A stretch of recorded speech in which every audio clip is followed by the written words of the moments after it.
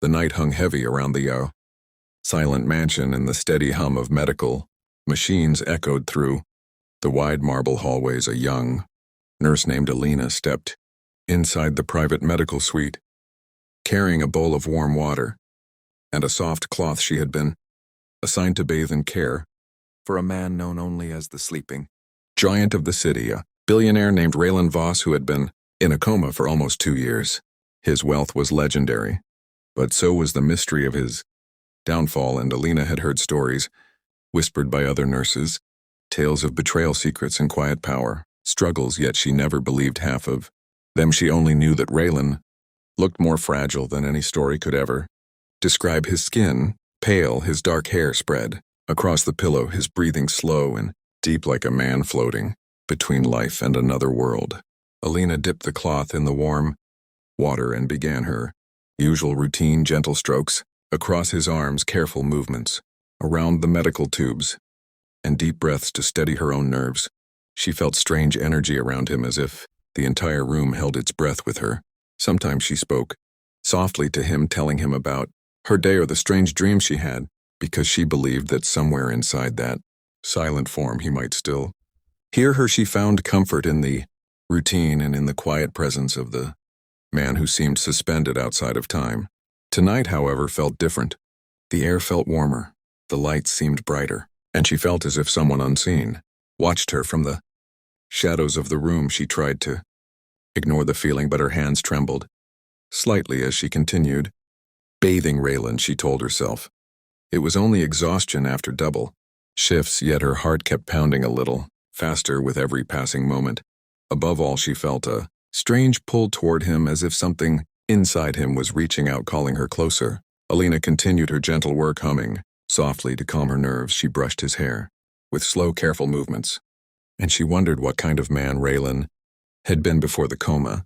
Was he kind? Was he cruel? Was he someone who inspired loyalty or fear?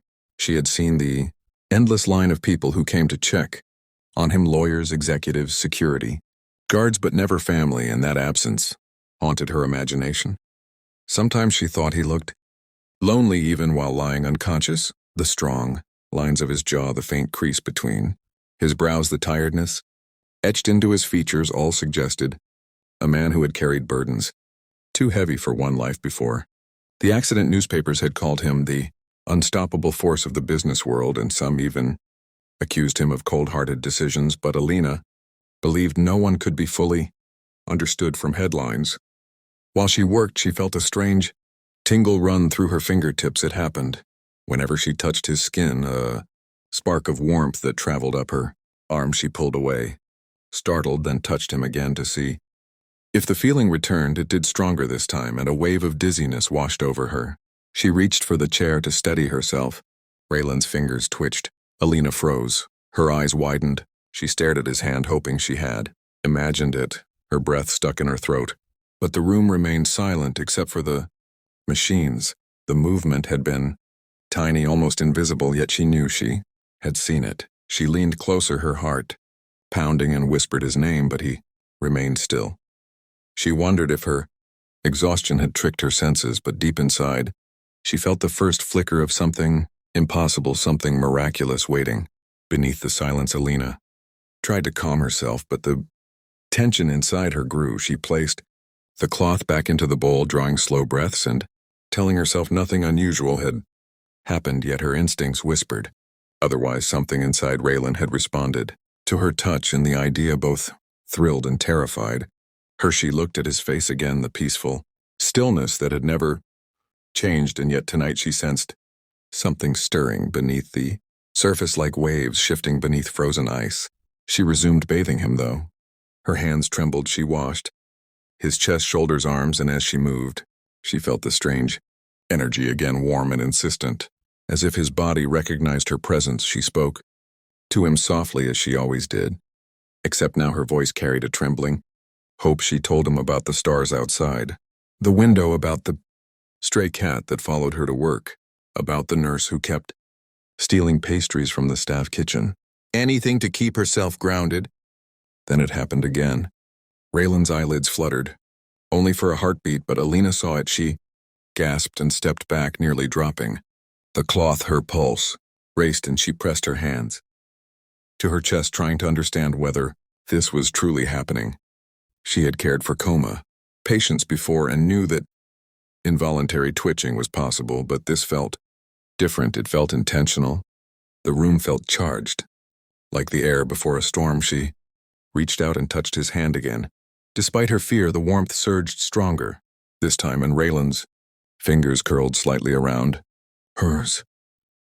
Her breath caught and tears filled her eyes. She felt as though an invisible door had opened between their worlds. Alina wanted to run and call the doctors, yet something inside her held her in place. She sensed that the moment was delicate, like a thread that could snap if tugged too quickly. She tightened her grip on his hand and leaned closer, whispering his name again. Her voice cracked under a flood of emotion she did not fully understand. Raylan's breathing changed, subtly growing deeper, steadier, as if he were swimming upward toward consciousness. His eyes moved beneath his lids, rapid movements, like dreams stirring back to life. Alina could feel her entire body trembling. The machines showed faint changes, heart rate rising, gently but unmistakably. Nothing dangerous, just signs of awakening. For a moment she imagined what might have led him here. She pictured rising empires, built with ruthless determination, late nights filled with grinding, ambition, and enemies waiting. In every shadow she wondered what tragedy had struck him down: a car crash, an attack, a betrayal.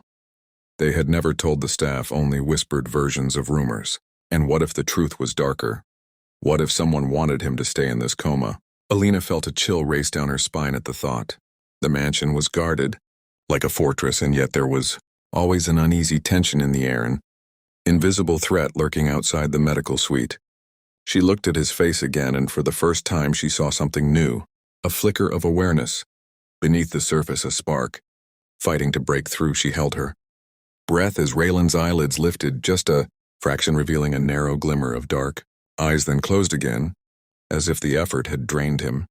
But it was enough to change everything. Alina felt tears roll down her cheeks. She had never expected to witness something so miraculous and terrifying at the same time. She pressed his hand, gently feeling the faint pulse of life returning. She leaned close again, whispering that he was safe, that she was there, that he was not alone.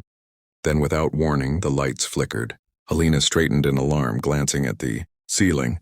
The machines continued humming, but the room felt different. Shadows stretched across the walls, shifting like restless spirits. The air grew heavy, pressing into her lungs. She sensed something approaching, something unseen and dangerous. The door creaked open. One of Raylan's security guards stepped inside, his expression unreadable. He was a tall, broad-shouldered man whose silence always felt unsettling. He looked at Alina, then at Raylan, then back at her with eyes sharp as blades. "You are working late again," he said in a voice that carried suspicion rather than concern. Alina tried to steady her voice. She said she was only doing her assigned routine. Yet the guard watched her too closely, as if searching for something hidden. She wondered whether he had noticed the subtle changes in Raylan's vitals. She wondered if she should tell him, but something inside her screamed not to trust him. The guard inspected the machines, then leaned close to Raylan, his expression cold. Alina felt an instinctive urge to protect her patient, a fierce surge. She did not understand. She stepped between them, pretending to adjust the blanket. The guard eventually stepped back, but his eyes lingered on her before he left, locking the door behind him. Alina shivered. She felt that the miracle unfolding inside Raylan was something someone did not want to happen. Once the guard left, Alina exhaled shakily. She turned back to Raylan, her heart racing. She took his hand again and whispered reassurances. He seemed to respond with faint movements, tiny shifts of muscles that proved he was fighting his way back. She felt honored to witness it and terrified of the danger around them. Suddenly, Raylan's eyelids fluttered again. Then slowly, unbelievably, they lifted fully, revealing deep, dark eyes staring at her for the first time. Alina gasped, covering her mouth with both hands. Tears spilled instantly. Her legs nearly gave out, and she dropped to her knees beside the bed. Raylan blinked slowly, his gaze unfocused yet undeniably present. He tried to speak, but only a faint whisper. escaped a broken sound that carried more meaning than any words. Could he looked at her with desperation, with confusion, with something she could only describe as recognition. Alina leaned close, her voice trembling. She told him he was safe, told him he had been unconscious for a long time, and that he was waking up. When she said her name, he blinked again as if trying to remember it or hold on to it. She helped him lift his hand slightly and placed it against her cheek. His skin felt warm, alive, awakening. After so many months of lifeless stillness, that single touch felt like lightning. But with the miracle came fear. Someone would notice the changes, the guard would return. The doctors might report to people with power and motives she could not trust. Raylan whispered again, his voice faint but determined. She leaned close, trying to understand, but the sound was too soft, lost in the hum of machines. Alina knew she had to protect him. She adjusted his blankets, wiped his face, and gave him sips of water. With trembling hands she moved, carefully aware that any sudden motion could overwhelm him. She asked simple questions, though she did not expect answers, yet still she hoped. Every tiny reaction, every flicker of his gaze felt like a triumph. Raylan watched her intently, his eyes following her around the room, and though he could not yet speak, she felt he was trying to communicate. Something urgent, something important, perhaps something about the night of his accident, perhaps something about the people who surrounded him now. The lights flickered again, jolting her back into fear. She hurried to the window and glanced outside. The driveway was filled with shadows, security guards patrolled with tense movements, and she felt a storm gathering, not just outside, but around Raylan's awakening. She turned back to him and saw panic in his eyes. He struggled to lift his hand, pointing weakly toward the door. She felt her heartbeat spike. She whispered, asking if someone dangerous was coming. His faint nod was enough to confirm her worst fears. She moved to the machines, lowering the volume on the monitors to make his awakening less obvious. She knew she was risking everything, her job, her safety, possibly even her life, but she could not let anyone harm him or silence him again.